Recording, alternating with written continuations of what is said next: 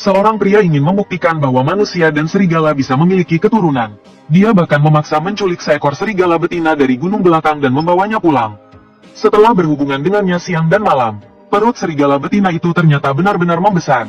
Pria itu tidak hanya tidak takut, tapi malah sangat senang. Dia bahkan merencanakan pesta besar untuk mengundang penduduk desa. Namun, siapa sangka pria itu meninggal malam itu akibat infeksi bakteri. Keesokan harinya seorang ahli Feng Shui melewati desa itu. Setelah mendengar cerita itu, dia hanya bisa menggelengkan kepala. Dia berkata kepada penduduk desa bahwa bencana besar akan datang. Karena anak dari gabungan manusia dan serigala pasti adalah janin iblis. Dan janin iblis dilahirkan tanpa perasaan, suka membunuh. Ini pasti akan membawa bencana besar ke desa. Penduduk desa, yang ketakutan, mengusir serigala betina itu di malam hari. Serigala betina itu tidak punya pilihan selain masuk ke hutan lebat dengan perut besar. Akhirnya, setelah hamil selama 2,5 tahun, ibu serigalaku melahirkan aku. Aku lahir pada hari bersalju yang lebat. Demi melindungiku, ibu serigalaku tidak berani keluar mencari makan. Dia hanya bisa menggunakan bulunya untuk menghangatkanku. Hari-hari berlalu seperti itu, namun aku hampir mati kedinginan. Beruntung, seorang kakek yang sedang mencari tanaman obat di gunung menemukanku. Ibu serigalaku tidak menghalangi kakek itu membawaku pergi. Dia hanya menoleh melihatku sekali sebelum pergi. Dan kakek yang menemukanku itu adalah guruku sekarang. Belakangan, aku mengetahui tentang ibuku dari cerita guruku. Aku bahkan beberapa kali pergi ke gunung untuk mencarinya. Namun, aku tidak menemukan jejak serigala betina itu. Tapi ada satu hal yang sangat aneh. Waktu itu desa kami sangat miskin. Anak-anak lain bahkan tidak punya cukup makanan. Namun aku selalu bisa makan daging segar setiap hari. Karena setiap kali aku pergi ke gunung, aku selalu menemukan hewan buruan yang baru saja mati. Guruku tidak pernah bertanya dari mana asal hewan buruan itu. Dia hanya memasaknya dan memberikannya padaku. Hingga akhirnya seorang pemburu tua di desa mengalami sesuatu. Aku baru tahu siapa yang mengirimkan hewan buruan itu. Guruku adalah seorang ahli terkenal di desa-desa sekitar. Hari itu, seorang pemburu tua datang mencarinya dengan wajah cemas. Sayangnya, guruku sedang pergi keluar hari itu. Aku pikir pemburu tua itu hanya ingin membaca nasib. Namun dia tampak seperti semut di atas wajan panas. Aku pun bertanya, "Paman Zhang, ada apa? Apa yang terjadi?" Paman Zhang ragu sejenak lalu berkata padaku, "Xiao Tian, kamu sudah mengikuti gurumu dari kecil kemana-mana. Seberapa banyak yang kamu pahami tentang hal-hal ini?" Mendengar itu, aku mengangguk. Sedikit paham, aku tahu dia berbicara tentang hal-hal gaib itu. Kalau begitu, coba lihat tangan ini. Paman Zhang berbicara sambil menyingsingkan lengan bajunya. Melihatnya, aku sangat terkejut, karena ada luka dalam di lengannya. Seperti digigit binatang buas. Aku segera bertanya, "Paman Zhang, apa yang terjadi dengan ini?" Dia menghela napas panjang dan perlahan berkata, "2 hari lalu saat aku pergi berburu di gunung, aku bertemu seekor serigala yang terpisah dari kawannya. Serigala itu terlihat sangat besar. Aku berpikir, jika berhasil membunuhnya pasti laku mahal. Jadi aku diam-diam menembaknya hingga mati. Tapi saat aku mendekat, serigala itu tiba-tiba hidup kembali dan menggigitku. Saat itu, aku kesakitan dan menjatuhkan senjataku. Serigala itu memanfaatkan kesempatan untuk melarikan diri. Setelah pulang ke rumah, aku mencoba berbagai cara tetapi tetap tidak sembuh. Luka ini setiap malam terasa sangat sakit dan terus berdarah. Aku takut mungkin telah berurusan dengan sesuatu yang tidak bersih. Jadi aku datang mencari bantuan gurumu." Mendengar itu, aku langsung marah dan berkata, "Katakan cepat, di mana kamu menembak serigala itu?" "Apa, Xiao Tian? Kamu juga ingin memburu serigala dan cari uang?" Paman Zhang menunjukkan ekspresi aneh. "Cari uang apa? Kalau kamu tidak ingin mati, segera katakan." Aku langsung membentak Paman Zhang. Paman Zhang langsung terkejut dan membeku. Tubuhnya gemetar beberapa kali dengan wajah ketakutan. "Di gunung, ku akan membawamu ke sana sekarang." Aku segera ke halaman belakang mengambil kotak obat, mengunci pintu, dan berlari mengikuti Paman Zhang. Desa kami memang tidak jauh dari gunung itu. Berjalan bersama Paman Zhang sekitar 1 jam. Akhirnya kami sampai di tempat yang dimaksud Paman Zhang. Itu di bawah pohon besar. Ada bekas darah yang jelas di bawah pohon. Hatiku langsung berdebar, bukan hanya kena tembak. Serigala itu juga kehilangan banyak darah. Apakah serigala itu baik-baik saja? Aku merasa gelisah, mengikuti jejak darah. Aku segera mencarinya. Sambil mencari, aku terus memanggil-manggilnya. Namun hingga malam, tetap saja tidak ada hasil. Aku sangat cemas. Tanpa serigala ibu, aku pasti sudah mati. Paman Zhang takut aku tersesat, jadi dia tetap mengikutiku. Sekitar pukul 6, guruku meneleponku. Aku menangis sambil menceritakan kejadian ini kepada guru. Saat guru datang membawa senter ke gunung, sudah lebih dari pukul 9 malam. Paman Zhang melihat guru dan segera menyambutnya. Kemudian dia menunjukkan lengannya kepada guru.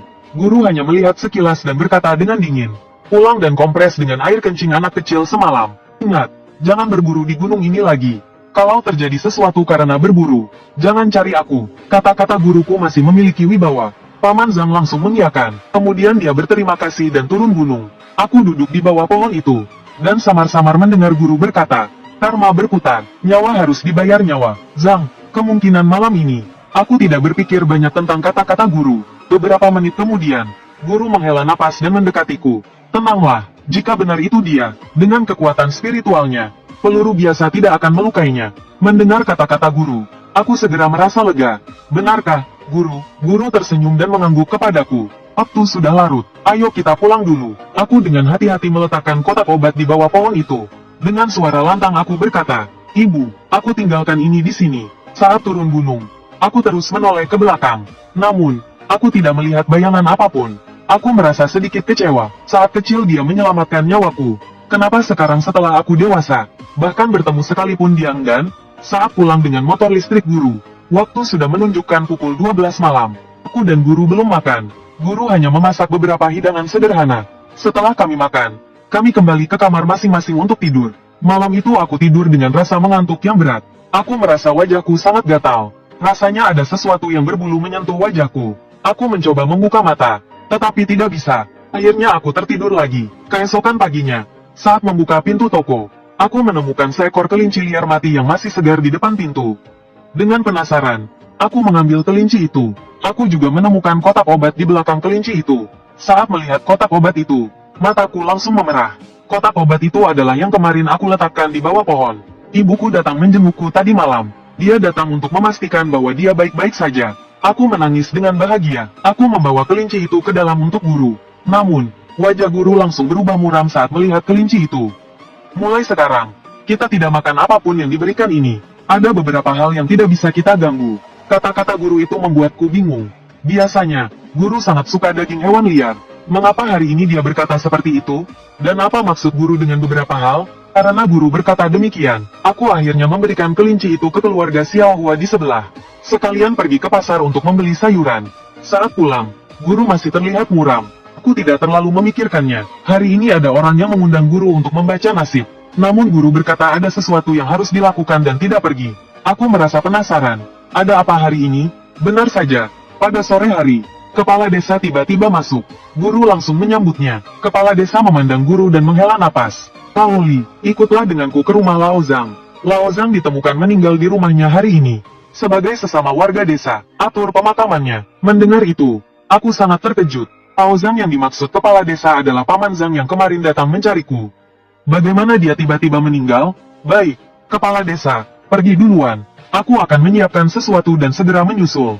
Guru berkata dengan tenang, seolah-olah dia sudah tahu sebelumnya.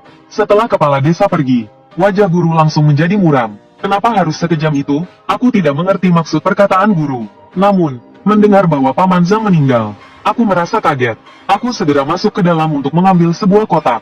Isinya semua barang yang diperlukan untuk pemakaman. Karena ini bukan pertama kalinya aku pergi dengan guru untuk pemakaman.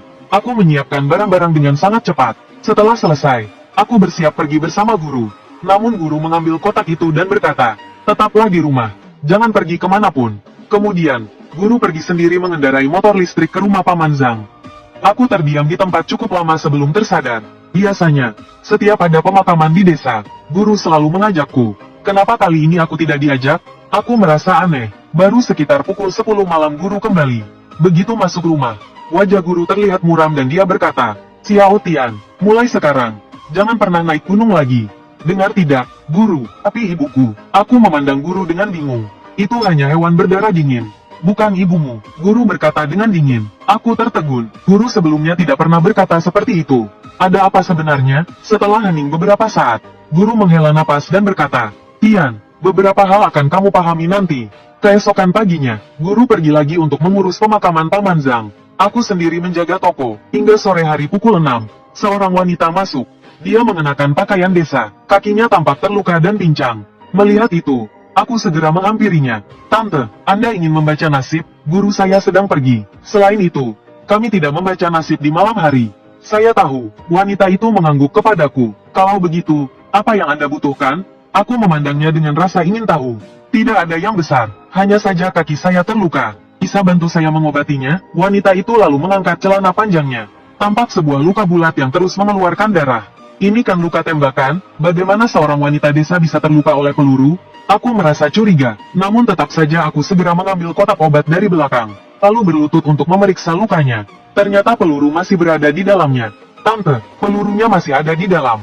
Saya tidak punya obat bius di sini. Sebaiknya saya antar Anda ke rumah sakit. Tanpa obat bius, mengeluarkan peluru. Jangankan wanita seperti Anda, saya sebagai pria pun tidak akan tahan.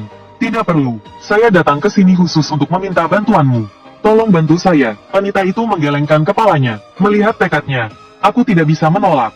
Aku hanya bisa mengangguk ragu. Saat peluru berhasil dikeluarkan, darah sudah menggenang di lantai.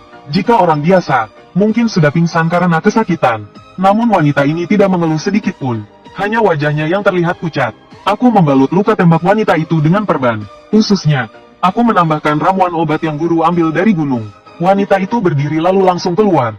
Kupikir dia akan langsung pulang. Namun, yang tidak kuduga, dia kembali dengan membawa 2 kelinci liar. Aku merasa aneh, kelinci liar sangat sulit ditangkap. Bagaimana seorang wanita bisa dengan mudah mendapatkannya? Apalagi 2 ekor sekaligus. Makanlah, kalau kurang, lain kali saya bawakan lagi. Wanita itu berkata kepadaku, tidak perlu, Tante. Bawa pulang saja untuk makan sendiri. Kamu tidak mau menerima pemberianku? Wanita itu menyipitkan matanya sedikit. Nada suaranya sedikit berubah. Aku mendengar perkataan ini dan merasa bingung. Aku yakin ini adalah pertama kalinya aku bertemu dengannya. Dia juga bukan dari desaku. Kenapa dia berkata seolah sering memberiku sesuatu? Tante, tadi saya hanya membantu mengobati sedikit. Tidak perlu seperti ini. Tante, aku berkata dengan sedikit pasrah. Wanita itu hanya menatapku dalam-dalam. Kemudian tanpa berkata sepatah kata pun, dia berjalan keluar. Aku mengulurkan tangan ingin menahannya. Namun melihat dia sudah pergi keluar, aku hanya bisa menghela nafas panjang. Melihat genangan darah di lantai, aku masuk untuk mengambil pel dan mulai membersihkannya. Saat itu, guru masuk dari luar. Dia melihat bercak darah di lantai, lalu mencium udara dengan hidungnya. Wajahnya langsung berubah dan mendekatiku. Xiao Tian, siapa yang datang tadi? Tadi ada seorang wanita berusia sekitar 40-an datang. Aku menjelaskan semuanya kepada guru.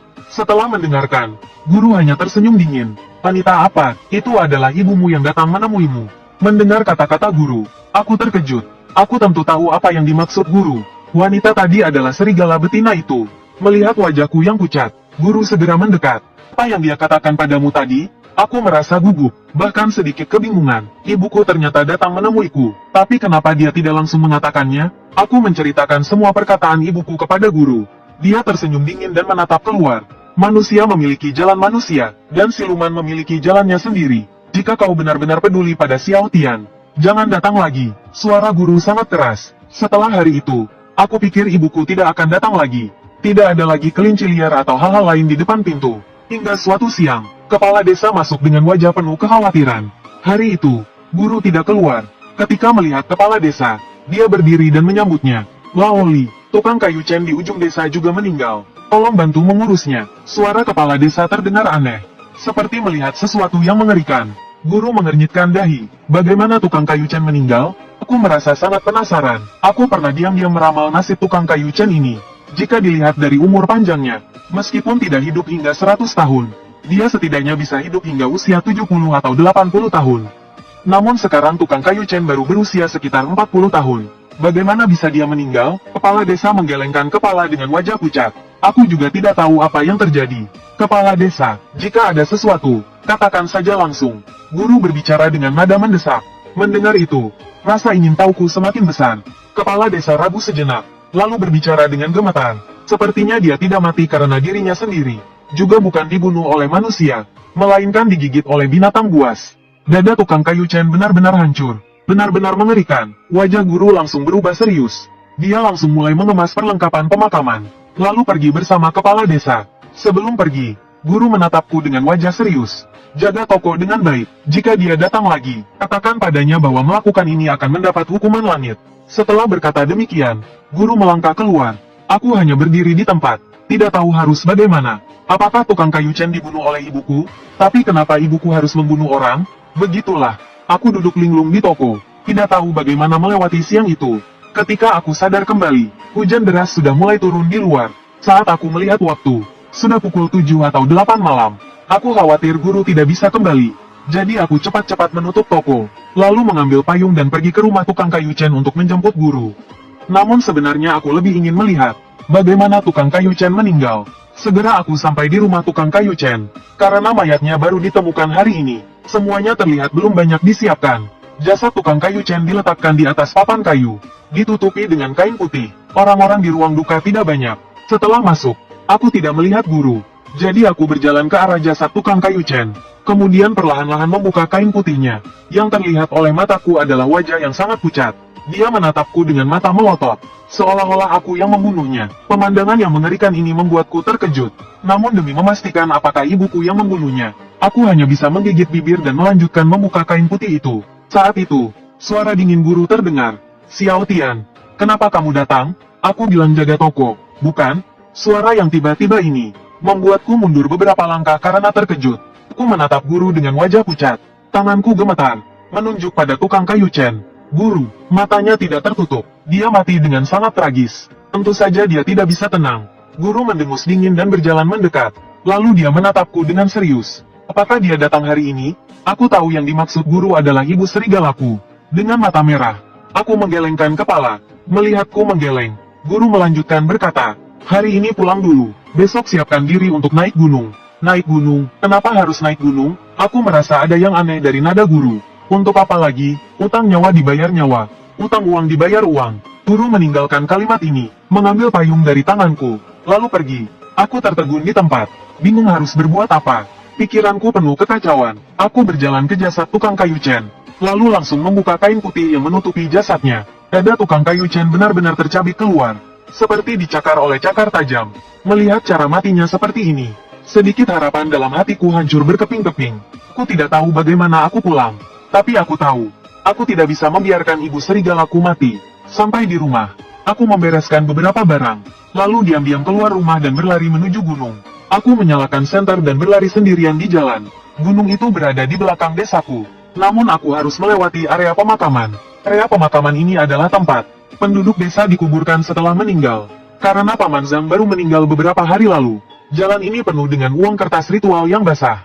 Uang kertas ritual memanjang putih di sepanjang jalan malam, membuatku merasa sangat nyeri. Aku tidak bisa menahan diri untuk mempercepat langkah. Namun, tidak peduli seberapa cepat aku berlari, bukit-bukit kecil di kejauhan terlihat sangat jelas dalam kegelapan, membuat semuanya tampak lebih menakutkan. Guru pernah mengatakan bahwa setelah seseorang mati, rohnya akan berkeliaran di sekitar. Selama mengikuti guru selama ini, aku belum pernah melihat hantu. Namun itu tidak berarti aku tidak percaya pada hantu. Lagi pula, Paman Zhang baru saja meninggal beberapa hari lalu. Ketika aku mencoba berlari untuk melewati semuanya, tiba-tiba suara yang sangat tajam memecah langit. Sebuah tawa aneh yang sangat menakutkan terdengar di telingaku. Suara tiba-tiba ini membuatku terkejut. Aku secara refleks mengangkat senterku, dan mengarahkannya ke arah suara itu. Tampak sepasang mata yang sedang menatapku dari kejauhan. Aku hampir berteriak ketakutan, ketika aku memperhatikannya lebih dekat. Ternyata itu adalah burung hantu di atas gundukan kuburan. Burung hantu itu terus mengeluarkan suara aneh seperti manusia. Di tempat yang terpencil seperti ini, suara semacam itu benar-benar menakutkan. Untungnya, aku cukup pemberani. Kalau tidak, aku pasti sudah lari ketakutan. Aku merasa seluruh tubuhku merinding karena tatapan burung hantu itu. Akhirnya, aku mengambil sebuah batu dan melemparkannya ke burung hantu itu. Burung hantu itu terbang menghindar. Aku menggelengkan kepala dan bersiap untuk melanjutkan perjalanan. Namun tiba-tiba aku mendengar suara lain. Sepertinya batu yang aku lempar tadi mengenai sebuah papan kayu. Aku secara refleks mengarahkan senterku ke arah suara itu. Cahaya senter menunjukkan sebuah batu nisan baru. Tertulis nama Zhang Suqian di atasnya. Bukankah ini kuburan Paman Zhang? Aku menghela napas dan berniat untuk memberi penghormatan pada Paman Zhang. Namun samar-samar aku melihat ada sebuah lubang di belakang batu nisan. Aku membuka mata lebar-lebar dan segera berlari ke sana. Barulah aku sadar bahwa kuburan Paman Zhang telah digali oleh seseorang. Bahkan peti matinya yang berwarna hitam terlihat. Dan batu yang aku lempar tadi ternyata berada di atas peti itu. Aku sangat terkejut. Kenapa peti mati Paman Zhang digali? Aku menahan dorongan untuk segera lari, menggigit bibir dan mendekat. Kemudian dengan senter, aku menyinari lebih dekat. Aku melihat dalam kegelapan ada seorang nenek tua berpakaian jubah panjang. Dia sedang menggali kuburan dengan tangannya. Saat aku mengarahkan lampu ke arahnya, nenek tua itu mengangkat kepalanya dan menatapku. "Nenek, sedang apa Anda di sini?" Aku bertanya dengan suara gemetar. Nenek tua itu menatapku dengan tajam dan berkata dengan suara melengking, "Aku lapar, keluar mencari makan." Setelah berkata begitu, dia melanjutkan menggali kuburan Paman Zhang. Seolah menggali kuburan di tengah malam adalah hal yang biasa baginya. Mendengar itu, kakiku gemetar. Apa yang bisa dimakan dari dalam kuburan? Aku menahan rasa takutku, mengambil roti dari tas, dan dengan tangan gemetar memberikannya kepadanya. Nenek, makanlah ini enak. Apa yang enak dari makanan kering ini? Jangan ganggu aku. Liu Pozi, nenek tua itu memandangku dengan tidak sabar, melihat roti di tanganku. Aku segera menarik tanganku kembali. Dia melanjutkan menggali kuburan dengan tangannya. Aku berdiri di tempat, bingung harus berbuat apa. Paman Zhang, bagaimanapun, berasal dari desa yang sama denganku. Melihat kuburannya digali seperti ini, aku benar-benar tidak tega. Aku menggertakkan gigi dan berkata lagi, Nenek, jangan panggil aku nenek. Kalau mau panggil aku Liu Pozi. Nenek tua itu sangat galak. Dia tiba-tiba mengangkat kepala, menatapku tajam. Tatapan itu membuat bulu kudukku berdiri. Dia menatapku beberapa detik sebelum berdiri perlahan. Bagus, kamu anaknya Hui Meizi, kan? Nenek tua itu menatapku sebentar, dan suaranya menjadi lebih lembut. Aku merasa bingung mendengarnya. Hui Meizi yang dia sebut. Apakah itu ibuku, si serigala betina? Dia mengenal ibuku dan meminta dipanggil Liu Pozi. Jadi dia adalah seekor ular. Tak heran dia mencari makan di kuburan. Ketika aku sedang merenung, nenek tua itu melanjutkan. Coba ramalkan untukku, lihat berapa lama aku, nenek tua ini, akan hidup. Wajahku menjadi pucat ketakutan, menyadari dia adalah makhluk gaib. Aku tidak punya keberanian untuk meramalkan. Lagi pula, nasib makhluk gaib bukanlah sesuatu yang bisa kuramalkan. Aku tergagap-gagap bertanya padanya, Liu Pozi, apakah Anda mengenal ibuku? Kamu tahu menyebut ibu, masih ada hati nurani. Kenapa? Takut nenek tua ini memakanmu? Nenek tua itu menunjukkan ekspresi aneh di wajahnya. Aku tersenyum canggung dan menggelengkan kepala. Jika dia benar-benar mengenal ibuku, dia seharusnya tidak akan menyakitiku karena menghormati ibuku. Mulai sekarang, ramalkan untuk nenek tua ini. Nenek tua itu mulai mendesakku. Aku hanya bisa memberanikan diri menatap wajah Liu Pozi. Setelah melihatnya cukup lama, aku berkata hati-hati. Sepertinya Anda masih punya waktu sekitar 10 tahun. Anak kecil, katakan lebih tepat. Suara Liu Pozi sangat tajam, dan matanya berubah menjadi hijau. Tampaknya dia sangat marah. Aku memeriksa lagi tanda di wajahnya. Lalu dengan penuh keberanian aku berkata, masih ada 10 tahun. Mata hijau Liu Pozi menatapku tajam. Setelah beberapa saat, dia menghela nafas. Sepertinya sesuai perkiraanku. Mendengar itu, aku merasa lega. Kupikir Liu Pozi akan terus menggali kuburan. Aku sangka dia menatapku lalu perlahan berkata, sebulan lagi, aku akan datang lagi untuk ramalan. Saat itu, kuharap kamu bisa memberi harapan bagi nenek tua ini. Dan hari ini, demi kamu, aku akan meninggalkan jenazah ini utuh. Ingatlah, jika Hui Meizi adalah ibumu, dan suatu hari kamu melukainya, ketika kamu mati, nenek tua ini akan menggali kuburanmu juga, dan memakan dagingmu. Setelah mengatakan itu, dia menghilang dalam kegelapan. Aku terdiam di tempat untuk waktu yang lama, melihat kuburan Paman Zhang. Aku menghela nafas. Aku kembali menutup kuburan Paman Zhang dengan tanganku. Kami berasal dari desa yang sama. Aku tidak tega. Setelah selesai, aku melanjutkan berjalan ke gunung. Saat tengah malam, akhirnya aku tiba di bawah pohon besar tempat ibuku terluka. Aku berteriak beberapa kali, Ibu, aku datang menjengukmu. Tolong temui aku. Namun tidak ada suara yang menjawabku. Aku menjadi sangat cemas dan terus berteriak, Ibu, guruku akan menangkapmu. Jika kamu mendengar ini, cepatlah bersembunyi. Aku berteriak hingga suaraku serak. Tapi ibu tetap tidak muncul. Apakah dia marah karena aku menolak hadiah darinya? Aku tersenyum pahit, melihat langit hampir fajar. Aku harus segera pulang. Meskipun ibu tidak mendengar, aku akan mengikuti guruku ke gunung hari ini. Mungkin, di saat kritis, aku bisa menyelamatkannya. Dengan pikiran itu, aku berlari kembali ke rumah. Saat tiba di rumah, aku langsung masuk ke kamar. Setelah mandi dan mengganti pakaian, aku keluar membeli sarapan. Saat kembali, aku melihat guruku keluar dari kamarnya. Aku menyerahkan sarapan padanya. Guru melihatku sekilas dan mengambil sarapan itu.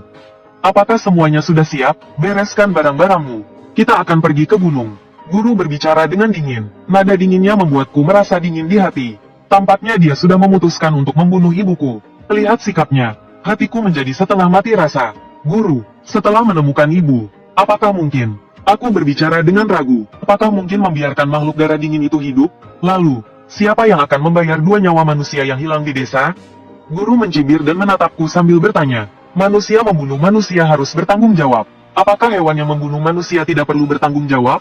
Aku tidak tahu harus menjawab apa. Ibu memang membunuh 2 orang itu. Tapi bagaimanapun juga, aku tidak akan membiarkan ibuku mati. Setelah berkata begitu, guru melanjutkan makan sarapannya. Setelah selesai makan, guru mengambil senapannya. Aku juga berdiri, mengikuti di belakangnya. Bagaimanapun, jika guruku berencana melawan ibu, aku akan mempertaruhkan nyawaku untuk melindunginya. Saat aku dan guruku keluar dari pintu, sebuah Mercedes hitam mendekat dari kejauhan. Mobil itu berhenti di depan toko. Seorang pria turun dari mobil dengan senyum ramah. Dia berjalan cepat ke arah guru. Pria ini mengenakan jas formal. Jelas dia seorang kaya raya. Dia mendekat dengan hormat dan berkata kepada guru, "Tuan Li, selamat siang. Saya diperkenalkan oleh Zhang, dan minggu lalu saya sudah menelepon Anda. Minggu ini saya datang untuk meminta Anda membaca nasib saya." Mendengar ini, aku memandang pria itu dengan rasa ingin tahu. Di tengah dahinya terdapat tanda merah kecil. Dalam dunia ramalan, ini dikenal sebagai titik kemalangan. Selain itu, hidungnya besar namun melengkung. Tulang pipinya sedikit tidak simetris. Ditambah dengan ekspresi wajahnya yang bengis. Dia terlihat seperti seseorang yang tidak segan-segan mengambil keuntungan dari orang lain. Pria ini terlihat kejam. Selain itu, auranya tampak suram. Jelas dia sedang menghadapi masalah besar. Kemungkinan besar melibatkan masalah yang berhubungan dengan nyawa seseorang. Guru melihatnya sekilas lalu melambaikan tangan. "Hari ini saya tidak ada waktu. Kembali minggu depan, tepat hari Senin." Mendengar ini, pria itu tampak gemetar. "Tuan Li, saya sudah membuat janji minggu lalu. Lagi pula, masalah di perusahaan saya sangat mendesak. Bisakah Anda meluangkan waktu hari ini untuk membantu saya? Jika itu tentang perusahaan, saya bisa langsung meramalnya untuk Anda sekarang." Guru menatapnya sambil tersenyum dingin. Pria itu tampak canggung dan hanya bisa tersenyum. "Baiklah, saya akan kembali tepat hari Senin." Setelah berkata begitu, pria itu masuk ke mobil dan pergi dengan cepat. "Xiao Tian, apa pendapatmu tentang pria itu?" Setelah pria itu pergi, guru bertanya padaku. Tanpa ragu, aku mengutarakan analisisku. Guru mengangguk, tapi kemudian menggelengkan kepala. "Kamu melewatkan satu hal tentangnya. Dia memang terlibat dalam kasus pembunuhan, tapi dia tidak secara langsung bertanggung jawab. Dia hanya terseret ke dalamnya." Mendengar ini, aku baru menyadari, meskipun wajah pria itu suram, tapi ada bintik merah di dahinya. Bintik itu berbeda dari tahi lalat. Bintik bisa sembuh jika kulitnya pulih. Dengan kata lain, dia sedang sial, tapi dia masih memiliki kesempatan untuk mengubah nasib, dan kesempatan itu akan datang minggu depan. Guru memandang jauh ke arah mobil Mercedes hitam itu. Setelah beberapa saat, dia menoleh padaku. "Xiao Tian, ketika pria itu datang pada hari Senin, kamu yang akan membacakan nasibnya. Karena hari Senin, mungkin aku tidak akan kembali." Guru berbicara dengan nada tenang. Kata-katanya membuatku merasa tidak nyaman.